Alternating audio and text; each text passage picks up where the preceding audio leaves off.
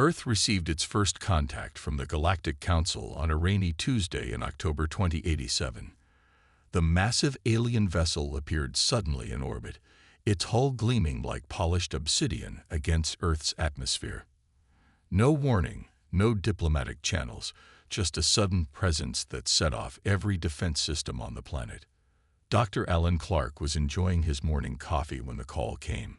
As Earth's leading xenolinguist, he had spent decades preparing for this moment, though he'd begun to believe it would never come during his lifetime. "Dr. Clark, we need you at the UN immediately," the voice on the phone said without preamble. "It's happening." Within 3 hours, the UN Security Council had assembled an emergency session. Representatives from every major nation sat in tense silence as technicians worked to establish a stable communication link with the alien vessel. "Signal established," announced the head technician, her voice tight with stress. The large view screen flickered to life, revealing a humanoid figure with iridescent blue skin and 4 eyes arranged in a diamond pattern. Tendrils that resembled hair moved independently around its head. "I am Sal Nuff, senior emissary of the Galactic Council," the alien announced. Its voice sounded oddly melodic through the translation system. "Your planet has been identified as occupying a space of strategic importance to Council operations." Dr. Clark stepped forward. "I am Alan Clark, representing Earth. We welcome peaceful contact with your civilization." The alien made a sound that might have been a laugh. "How quaint." "Your welcome is neither required nor particularly valuable, Earth representative." The room tensed.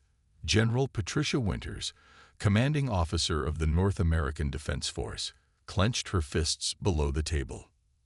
Zelnuth continued, "Your primitive civilization has inadvertently settled on what appears to be an unmapped hyperspace junction point. Most unfortunate for you, as the Council requires control of all such junctions. We would be happy to discuss shared access," offered President Sam Anderson. "Share." Zelnuth's tendrils coiled tightly. "Perhaps I haven't made myself clear. Your species will be granted protectorate status within the Council. This is a generous offer, considering your technological infancy." Dr. Clark cleared his throat. "What exactly does protectorate status entail?" The alien's upper eyes narrowed. "Earth will surrender sovereign control of its orbital space and certain terrestrial regions. In exchange, you receive Council protection and limited trading rights. Your species may continue self-governance in remaining areas under Council oversight." "And if we decline?" asked General Winters, ignoring the warning glances from diplomatic staff. All 4 of Zelnuth's eyes blinked in sequence. "Decline? No civilization has declined Council authority in 8 centuries. The consequences would be regrettable." Satellite imagery captured several smaller craft deploying from the main vessel, taking positions around Earth's orbit. "We'll need time to consider this proposal," said President Anderson carefully. "Your primitive concept of time is of little concern to the Council," Zelnuth replied. "You have 72 of your hours to submit formally. I suggest you use them wisely." The communication ended abruptly. The room erupted in overlapping voices until Secretary General Rosa Lynn slammed her hand on the table. "Enough. Dr. Clark, what's your assessment?" Clark removed his glasses, rubbing tired eyes. "Their body language, tone patterns, and phrasing suggest arrogance, but also something else. Nervousness, perhaps. Their vessel is impressive, but they arrived with minimal escort. Strange for a first contact mission." "They're bluffing," said General Winters, "trying to intimidate us into compliance before we realize we might have options. We need to buy time," Secretary Lynn decided, "and quietly activate the Porcupine Doctrine." President Anderson nodded grimly. "And contact Dr. Martin immediately. If his propulsion system works as claimed, we might have a surprise for our new galactic friends." As they spoke, technicians discovered something alarming. Earth's communications satellites were being actively scanned and copied by the alien vessels. "They're gathering intelligence," whispered Dr. Clark. "This isn't a diplomatic mission. It's military reconnaissance." The rain continued to fall outside the UN building, washing the streets of New York clean as humanity faced its greatest challenge. The Galactic Council had made its first move. Earth's response would determine the fate of human civilization. News of the alien ultimatum spread across Earth within hours. Governments called emergency sessions while citizens worldwide watched the skies with a new sense of dread. The massive council ship loomed in orbit like a silent predator, its smaller scout vessels making occasional passes through the atmosphere. In the underground command center beneath the Rocky Mountains, Admiral Susan Blackwell activated systems that hadn't been used outside of simulations. "The Porcupine Doctrine is officially in effect," she announced to the room of military and civilian leaders.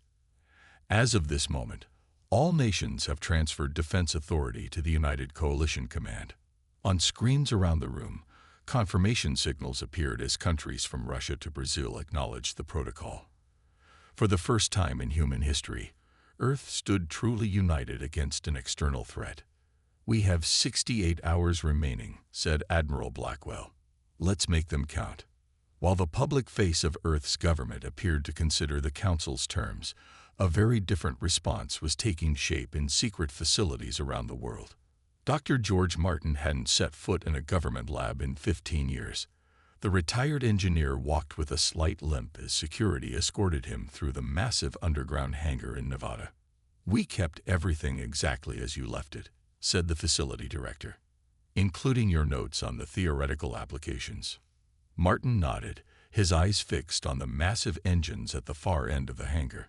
"Theoretical back then, but I've had 15 years to think about it. The gravitic displacement drive doesn't just work, it's better than I imagined." "How soon can we install them on the defense platforms?" asked Admiral Blackwell. "The prototypes are already installed," Martin replied with a slight smile. "I never actually stopped working, just stopped telling you about it." Elsewhere, Dr. Olivia Rise led a team working frantically to decode the alien communications they'd been intercepting.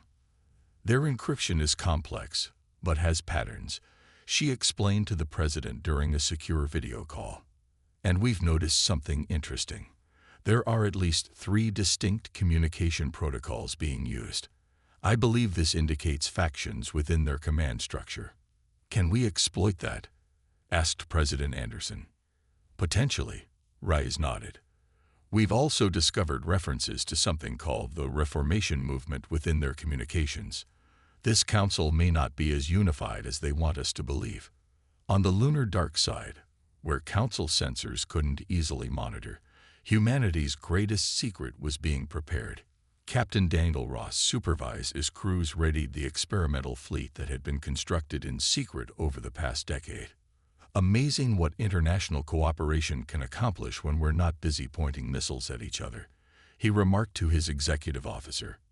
"Sir, the Valiant and Defiance are reporting full power to their Martin drives," his officer reported. "The others will be ready within 12 hours. "Good," Ross nodded. "Keep them powered down until we receive the signal." At the United Nations, Secretary General Lin delivered Earth's official response to Xalamath.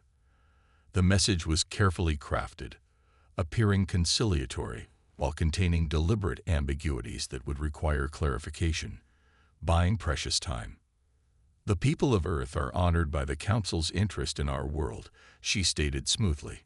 "We request additional information regarding the implementation of protectorate status and would welcome a cultural exchange to better understand Council customs." Xalnoth's tendrils moved in what the xenologists now identified as irritation. "Your request is noted. The Council has little interest in cultural exchanges with protectorate species.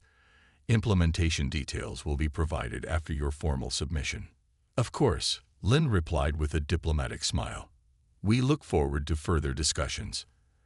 As the communication ended, she turned to President Anderson. "That should confuse them for at least a day while they debate how to respond." Anderson nodded grimly. "Let's hope that's enough time." The lunar fleet launches in 18 hours. Across Earth, humanity prepared for what might be its final stand as an independent species. The Council had expected immediate surrender. They were about to learn how dangerous it was to corner a species that had spent its entire history fighting to survive. The Council's battle group entered the solar system on the morning of the third day. 7 massive warships, each dwarfing Earth's largest naval vessels, accompanied Salnuth's command cruiser. They moved with practiced precision, spreading out to establish a blockade formation around Earth. "Right on schedule," muttered Admiral Blackwell, watching the tactical display from the command center. "Status of Operation Hedgehog. All units in position, Admiral," reported her communications officer. "Lunar fleet ready for deployment on your order." Zalnoth's face appeared on the main screen, his tendrils arranged in what Earth's sinologists now recognized as an expression of smug superiority. "Your time has expired," he announced without preamble. "The Council awaits your submission." President Anderson stepped forward. "We're still discussing the terms you provided. Our planetary governance requires consensus from multiple nations. Your primitive political structures are of no concern to the Council." Zalnoth replied. "Perhaps a demonstration of Council authority will accelerate your decision process." One of the alien warships moved toward the International Space Station, energy weapons charging with a visible glow. Lieutenant Jack Miller watched from his position hidden among the asteroid belt. His small squadron of mining vessels had been retrofitted with makeshift propulsion systems. Not warships by any definition, but they controlled something potentially more valuable. Thousands of asteroids, each precisely mapped and ready to be nudged into new trajectories. "Execute Plan Pebble," Miller ordered. "Target the vessel threatening the ISS." His engineers activated the gravity tethers, sending dozens of car-sized asteroids hurtling toward the alien warship. Not fast enough to be detected as weapons, they appeared as normal space debris until the last moment. The Council vessel's shields flared brilliantly as the first asteroid struck. More followed in rapid succession, creating a cascade of impacts that overwhelmed its defenses. "What treachery is this?" Zalnoth demanded as alarms sounded on his bridge. Before he could recover from the surprise, Captain Laura Winters gave the order that unleashed Earth's next surprise. From concealed positions behind Earth's moon, 5 vessels emerged, each powered by Martin's revolutionary drive system. They moved with impossible speed, conducting hit-and-run attacks against the Council supply ships. "Impossible," whispered Council Battle Group Commander Drestar. "Their technological level doesn't allow for such maneuverability." The Council had expected Earth to possess, at most, chemical rockets and primitive nuclear weapons. The speed and coordination of the counterattack shocked them into momentary inaction. Admiral Blackwell activated the global defense grid next. Satellite weapons that had been disguised as communication relays revealed their true purpose, firing electromagnetic pulses that disabled the targeting systems of 2 more Council vessels. "Earth forces, this is Admiral Blackwell. Execute Phase 2. I repeat, execute Phase 2. Across the solar system, humanity's carefully planned ambush unfolded. Mining operations on Mars revealed themselves as missile platforms. Civilian space stations ejected weapon pods that had been hidden within their structures. On the Council command ship, Zalnoth's confusion turned to rage.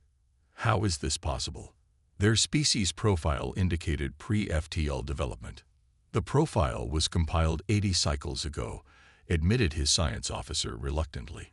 "It appears we underestimated their advancement rate." "Council vessel Dreadnought 6 is reporting critical system failures," reported a tactical officer. "Their engine core is destabilizing." The massive alien warship drifted helplessly as its systems failed one by one. Captain Winter's squadron continued their lightning strikes, targeting weapons systems and engines rather than attempting to destroy the vastly larger ships. President Anderson's face appeared on Zalnoth's screen. "Perhaps we should discuss revised terms, emissary. And you might be interested to know we've been monitoring your communications with your Council superiors, including the ones where you admitted you have no authority to make Earth a protectorate." Drestar turned to Zalnoth, his expression unreadable to human observers, but clearly conveying anger to the emissary. You claimed this operation was authorized. As Council ships retreated to defensive positions, Earth revealed the full extent of its preparation. They hadn't just been ready for this confrontation. They had been planning for it from the moment deep space telescopes had first detected Council activity near their solar system years earlier. The intimidation of Earth had backfired spectacularly. The diplomatic vessel Unity detached from Earth's defense fleet, its sleek hull gleaming against the blackness of space. Inside, Diane Powell adjusted her formal jacket and reviewed her briefing one final time. As Earth's chosen envoy for this delicate mission, she carried the hopes of her entire species. "We're approaching the neutral zone, Ambassador," the pilot announced. "Council escort vessels are moving to intercept." "Proceed as planned," Powell replied calmly. "Maintain open communications channels." The Unity wasn't heading toward Salnuth's command ship. Instead, it moved toward a different vessel that had arrived in the system just hours earlier, bearing the markings of the Council's Reformation movement. 3 Council ships, smaller and with distinct green markings, moved alongside the Unity, providing escort rather than interception. This faction had secretly reached out after observing Earth's unexpected defense capabilities. "Ambassador Powell, welcome aboard the Verity," said Council member Trelvac as Powell stepped through the airlock. Unlike Zalnuth, Trelvac's tendrils moved in patterns that the xenologists had identified as respect and caution.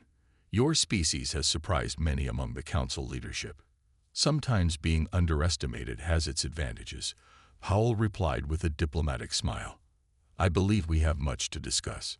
In the meeting chamber, representatives from 3 other species waited. The Altarians with their crystalline skin, the insectoid Vex, and the plant-like Norellians all shared one thing in common. They had been forced into protectorate status by the Council's aggressive expansion policy. "Exalnuth violated 17 sections of the Council Charter in his approach to your world," explained Trelvac, displaying the relevant documents. "His faction has been circumventing proper protocols for centuries, creating protectorates through intimidation rather than legitimate diplomatic channels." Powell nodded. "We suspected as much. Our intelligence teams intercepted communications suggesting internal conflict within the Council structure." "Internal conflict is putting it mildly," huffed the Altarian representative, her crystalline form shimmering with emotion. "The Council is on the verge of civil war. The old guard represented by Xalnuth and his allies have corrupted our founding principles." The Vex representative clicked his mandibles in agreement. "My people have suffered under protectorate status for 3 generations. The resources they take from our world are not used for the benefit of all species as the Charter demands." Powell activated a holographic display showing evidence Earth had gathered. "We've compiled a database of Council activities that appear to violate your Charter. Everything from resource allocation to military deployments suggests systematic abuse of power." The meeting continued for hours as they formulated a plan. Earth would provide the evidence needed to formally challenge Xalnuth's faction before the full Council assembly. In exchange, the Reformation movement would sponsor Earth for full Council membership, bypassing protectorate status entirely. Meanwhile, Ambassador William Hayes prepared to address the emergency Council session that Xalnuth had demanded. Unlike the secret meeting with the Reformists, this would be a public confrontation broadcast across Council space. Hayes stood before the holographic projection system on Earth, his image to be transmitted to the Grand Council chamber thousands of light years away. Despite having been a university history professor just 5 years earlier, he showed no signs of nervousness. "Are we transmitting?" he asked the technical team. "Yes, Ambassador. You're live to the Council assembly." Hayes straightened his shoulders and began speaking with unexpected eloquence, his words translated into the 27 official Council languages simultaneously. "Honorable representatives of the Galactic Council, I stand before you not as a supplicant seeking mercy, but as the representative of a sovereign world demanding justice under your own charter." The Council chamber erupted in murmurs as Hayes methodically presented evidence of charter violations, not just against Earth, but dozens of other worlds. On screens throughout Council space, citizens of hundreds of species watched as Salnuth's faction was exposed. "We do not seek conflict," Hayes concluded. "We seek partnership based on mutual respect and adherence to the principles your own founders established 10,000 years ago." As Hayes finished, Trelvac rose in the council chamber, formally moving to open an investigation into Xalnuth's actions. One by one, other council members abandoned Xalnuth, unwilling to be associated with such public corruption. Earth's diplomatic gambit had succeeded beyond anyone's expectations. The joint Earth-Altarian fleet emerged from hyperspace at the edge of the Xenthar system. 47 ships in total, 17 Earth vessels, with their distinctive blue engine signatures, and 30 Altarian crystalline ships that refracted starlight in dazzling patterns. Colonel Steve Johnson stood on the bridge of the Intrepid, Earth's newest warship. Unlike the earlier hastily converted vessels, the Intrepid had been purpose-built for space combat, incorporating both Earth ingenuity and Altarian crystal tech. "All ships reporting ready, Colonel," his tactical officer announced. "Altarian Commander Tech Van awaits your signal." Johnson nodded, feeling the weight of the moment. Just 6 months ago, humanity had been facing potential subjugation. Now they were leading an allied force against the Council's primary military installation. "Begin Phase 1, Johnson ordered. "Deploy quantum buoys." Small devices launched from multiple ships, forming a network around the system. These contained Earth's most closely guarded technological breakthrough, quantum entanglement communicators that allowed instantaneous coordination between forces regardless of distance or interference. In the Council Command Center on Xenthar Prime, alarms sounded as sensors detected the incoming fleet. "Impossible," exclaimed the base commander. "Our early warning network should have detected them hours ago." "They're using some kind of stealth technology we haven't seen before," replied his sensor officer. "And there's something else strange. We're picking up weapons signatures that don't match any known configuration." Johnson's innovative tactics immediately became apparent as the Earth-Altarian fleet split into 5 smaller groups instead of maintaining a single battle formation. Each group attacked from a different vector, making conventional defense patterns ineffective. "They're not following standard combat doctrine," the Council commander realized too late. "Reconfigure defensive grid." But the defenders had already committed to their standard response, leaving critical gaps that Johnson's forces exploited mercilessly. Earth ships darted through openings in the defense screen, targeting communication arrays and sensor nodes rather than weapon platforms. "They're not trying to destroy us," the commander realized. "They're blinding us." Simultaneously, on the medical frigate Compassion, Dr. Karen Davis supervised as her team prepared treatment pods for the injured Vex resistance fighters being evacuated from the surface. The Vex had launched their own uprising against Council forces, coordinated with the fleet's arrival. "These mandible injuries are unlike anything in our databases," a medic called out. "Use the modified regeneration protocols I developed," Davis replied, moving between beds with practiced efficiency. "Their chitin responds well to the enhanced plasma treatment." Her medical breakthroughs had already saved thousands of Vex lives, earning Earth the passionate loyalty of the insectoid species. More importantly, it demonstrated that humans weren't just capable warriors, but also compassionate allies. Meanwhile, deep within the Intrepid, Zoe Martinez led her team of hackers in the most audacious cyber attack ever attempted. Their target, the Council's secure military network. "Firewall 3 is down," reported one of her team, moving to Phase 2 of the intrusion. Martinez nodded, her fingers dancing across holographic interfaces. "Remember, we're not destroying data, we're exposing it. Every classified operation, every backroom deal, every violation of their own laws." The Council leadership had retreated to Xenthar Prime, believing it impregnable. What they hadn't counted on was Earth's ability to turn information itself into a weapon. As Martinez's team broke through the final defenses, Terabytes of classified data began flowing to public channels across Council space. "We've done it," Martines whispered as confirmation appeared on her screen. "All Council species can now see what their leaders have been hiding." On the Intrepid's bridge, Colonel Johnson received reports from all fronts of the operation. "The Vex resistance has secured the southern continent," his communications officer reported. "And we're receiving signals from 17 Council member worlds. They're declaring independence from central authority." Johnson allowed himself a small smile. "Send word to Earth. Phase 5 complete. The Council as we knew it has fallen." The battle for Xanthar Prime wasn't just a military victory. It was the final act in dismantling a corrupt system that had dominated galactic politics for centuries. And humanity, the species that was supposed to meekly accept subjugation, had been the catalyst for its transformation. The Grand Council chamber looked nothing like it had 6 months earlier. The imposing black marble walls remained, but the raised central platform where the Executive Council had once sat was gone, replaced by a circular arrangement of seats, all at equal height. Representatives from over 200 species filled the chamber, their diverse forms creating a living tapestry of galactic life.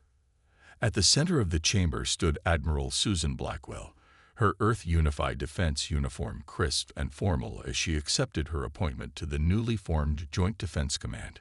"The security of all worlds requires cooperation, not domination," she stated, her voice carrying through the translation systems to every corner of the chamber. "Earth pledges its technology and resources to protect the sovereign rights of all member worlds." The gathered representatives erupted in approval. Many of them had lived their entire lives under the shadow of the old Council's military might. The idea that defense forces would answer to a democratic assembly rather than an elite few was revolutionary.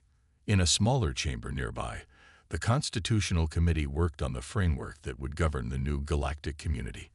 Professor Natalie Wright, a constitutional scholar from Earth, guided the discussion between representatives of 30 different species. "The key principle must be self-determination," she explained, pointing to the draft text displayed above the table. "Each world governs its internal affairs according to its own traditions, while the Council addresses only matters that affect multiple worlds." The Norellian representative, a sentient plant form named Infall, extended a flowering tendril toward the text. "This resembles the Earth concept of federalism, does it not?" Wright nodded. "Similar, yes. Our world spent centuries experimenting with different balances between central authority and local governance. We've made many mistakes you can avoid." What impressed the gathered species most was not Earth's military prowess or technological innovation, but humanity's willingness to admit past errors and learn from them. Unlike the arrogance of the previous Council leadership, Earth's representatives approached galactic governance with humility born of their own turbulent history. On the former Council fortress world of Xanthar Prime, the trial of Salnuth and his loyalists continued. Unlike the secret tribunals of the old regime, these proceedings were broadcast across all Council worlds. Chief Justice Elena Rodriguez of Earth had been asked to preside, bringing human concepts of due process and evidence-based judgment to galactic jurisprudence. "The accused have the right to present evidence in their defense," Rodriguez reminded the gallery as murmurs of discontent arose. "Justice requires fairness, even for those we believe guilty." Zalnoth watched from the defendant's dock, his tendrils hanging limply around his face. The evidence against him was overwhelming. Records of bribes, unauthorized military actions, and the suppression of numerous species' rights to self-governance. Most damning were the records showing that Earth had been deliberately targeted not because of its strategic location, but because preliminary scans had detected valuable, rare elements. The hyperspace junction story had been a fabrication designed to justify resource extraction. Meanwhile, the economic transformation was perhaps the most profound change. In the great trading hub of Nexus Station, Earth merchant vessels now docked alongside ships from dozens of formerly subjugated worlds. Captain Frank Wilson supervised as his crew unloaded medical supplies, bound for Vex colony worlds. 6 more shipments scheduled this month, his logistics officer reported. The new quantum communication network has increased coordination efficiency by 300%. Wilson nodded with satisfaction. And how are the Altarian crystal shipments progressing? Their first autonomous trading fleet leaves tomorrow. The joint manufacturing agreement is already creating jobs on both worlds. The trade partnerships Earth established weren't based on exploitation, but on mutual benefit. Species that had been forced to surrender resources at fixed prices now negotiated fair market rates, their economies growing rapidly with their newfound freedom. As the formal session of the new council concluded, Earth's ambassador William Hayes found himself surrounded by representatives eager to establish diplomatic relations. The former history professor handled the attention with grace, directing specific inquiries to the appropriate Earth specialists. "Your world has accomplished in months what reformers have attempted for centuries," commented Trelvac, now serving as first speaker of the Reformed Council. 5 years after Earth's confrontation with the Galactic Council, the changes across known space were profound. The central plaza on Nexus Station, once dominated by monuments to Council military victories, now featured a garden of peace where plant species from 100 worlds grew together in carefully maintained harmony. Ambassador William Hayes walked through this garden with his Altarian counterpart, enjoying a rare moment of tranquility in his busy schedule. At 73, Hayes had delayed his retirement 3 times, unable to tear himself away from what he called the most fascinating job in human history. "The new diplomatic cadets arrive tomorrow," mentioned the Altarian ambassador, her crystalline form shimmering in the artificial sunlight. "I understand this year's class has representatives from 28 species." Hayes nodded with pride, including the first students from the Zenthar worlds. Their isolation lasted so long that many thought they'd never join the wider community. The Terran Diplomatic Academy had quickly become the most prestigious institution of its kind in known space. Located in Geneva, it combined Earth's diplomatic traditions with knowledge from across the galaxy. Competition for admission was fierce, with thousands of applicants for each available position. Across the station, in a quiet corner of a modest restaurant, an unusual pair shared a meal. Former Council Battlegroup Commander Drestar sat across from Captain Laura Winters, the human who had once led strikes against his fleet. Now they led the Joint Reconstruction Initiative for worlds damaged during the Council's fall. The irrigation system on New Vexia is finally operational, Winters reported, showing Drestar images on her datapad. The northern continent should be farmable within 2 growing seasons. Drestar made a sound that humans had learned to recognize as approval. Remarkable progress. Did the Earth fungi adaptation work as expected? Better than expected. The soil toxicity is already down 40%. Their unlikely friendship had become a symbol of the new era, former enemies working together to heal the damage of the past. Similar partnerships had formed across hundreds of worlds as the barriers between species fell away. On Earth itself, the changes were equally dramatic. The quantum network communications grid developed during the conflict had transformed human society. Cities around the world featured education centers where humans and visiting aliens exchanged knowledge freely. Dr. Karen Davis, whose medical breakthroughs had saved so many Vex lives during the conflict, now led the Interspecies Medical Research Institute. Her team had already developed treatments for diseases that had plagued various species for generations. The genetic adaptation techniques we learned from the Norellians have applications we never imagined. She explained to a group of medical students from 16 different worlds. By combining our different approaches to medicine, we're solving problems that none of our species could address alone. Perhaps the most profound change was in how younger generations viewed the galaxy. Children born after first contact grew up learning multiple alien languages alongside their native tongue, studying comparative biology and exosociology as standard subjects. In the Memorial Garden outside the United Nations building in New York, a simple stone monument bore the names of those lost during the conflict. Both human and alien visitors came to pay respects, leaving tokens from their homeworlds in remembrance. On the final evening of the 5th anniversary summit, A young Altarian diplomat approached Ambassador Hayes at the reception. Her crystalline form indicated she was barely into adulthood by her species' standards. "Ambassador, may I ask you something that has troubled me while studying Earth history?" she inquired politely. Hayes nodded encouragingly. "Of course. In all our historical simulations, we cannot determine what would have happened if the Council had simply approached Earth peacefully from the beginning. Would your species have joined a fair alliance willingly?"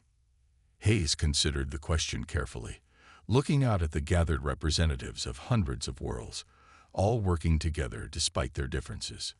"I believe we would have," he finally answered. "Humans can be suspicious and territorial, certainly, but we've always dreamed of reaching the stars and finding others to share the journey with us. The Council's mistake wasn't in contacting Earth, it was in trying to conquer rather than connect." 20 years after the reformation of the Galactic Council, humanity had spread far beyond their home solar system. Earth colonies flourished on dozens of worlds, while human explorers, scientists, and merchants could be found in the farthest reaches of known space. The Starship Discovery hovered at the edge of uncharted territory, its advanced sensors probing the darkness ahead. Captain Ryan Foster stood on the bridge, watching as his crew prepared for their jump into a region no Council ship had ever successfully mapped. "Final checks complete, Captain," reported his first officer, Leah Grant. "The new adaptive shield configuration is online and stable." Foster nodded. "Proceed with the jump sequence. Let's see what's waiting for us out there." The Discovery represented the pinnacle of cooperative technology development. Its hull incorporated Altarian crystal matrices, its communication systems used Vex quantum principles, and its life support was enhanced by Norellian biological filters. Yet its heart, the revolutionary drive system, remained distinctly human in design.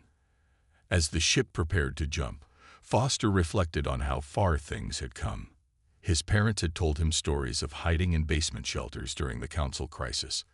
Now he commanded a vessel whose mission was peaceful exploration backed by the resources of over 300 worlds. Light years away, in the newly constructed Council Archival Center on Zenthar Prime, Dr. Ben Harper led a team cataloging historical records recovered from the old regime. The vast underground complex housed billions of documents, spanning thousands of years of galactic history. "I think we found something significant," called out his assistant, an enthusiastic young Vex named Chitika. "Records of an expedition to the Andromeda Galaxy 4,000 years ago." Harper hurried over, his excitement evident. "Are you certain? The old Council always claimed such travel was impossible." "The logs are fragmentary but clear," Chitika confirmed, her mandibles clicking rhythmically. "And they mention encountering other spacefaring civilizations there." This discovery would reshape galactic understanding once again. If the old Council had hidden evidence of intergalactic contact, what other knowledge had they suppressed? On Earth itself, the skyline of major cities had transformed. Sleek towers now housed embassies from dozens of alien civilizations. In New York, the United Nations building had expanded to include a vast dome where representatives from Earth's colonies gathered alongside delegates from other species. At Harvard University, Professor Maria Sanchez prepared for her seminar on interspecies ethics. Her classroom filled with students from at least 15 different worlds, their diverse physiologies accommodated by adaptive seating and customized environmental controls. "Today we'll discuss consent frameworks across oxygen-breathing species," she began. "Please activate your translation modules if you haven't already." The education revolution that had begun with the Terran Diplomatic Academy had spread to every field of knowledge. Students routinely traveled between worlds to study, bringing diverse perspectives to ancient problems. In orbit above Altaria Prime, the massive research station cooperation housed the most ambitious joint project yet attempted, the Galactic Historical Reconstruction Initiative. Here, scientists and historians used advanced simulation technology to rebuild lost knowledge from fragments preserved across hundreds of worlds. Dr. Nick Chen, Earth's leading xenorchaeologist, guided a team creating a virtual model of the ancient progenitor civilization, believed to have seeded life across the galaxy millions of years earlier. The genetic markers are consistent across 97% of analyzed species, he explained to visiting dignitaries, including humans. We're all distant cousins, shaped by the same founding intelligence. Perhaps the most profound change was evident in the children's peace garden on Nexus Station. Here, young beings from dozens of worlds played together, their instinctive curiosity overcoming physical differences. Human children built sandcastles alongside young Altarians, while Vex juveniles taught them all complex games of strategy. A visiting journalist asked one human girl, about 9 years old, what she thought about her alien playmates.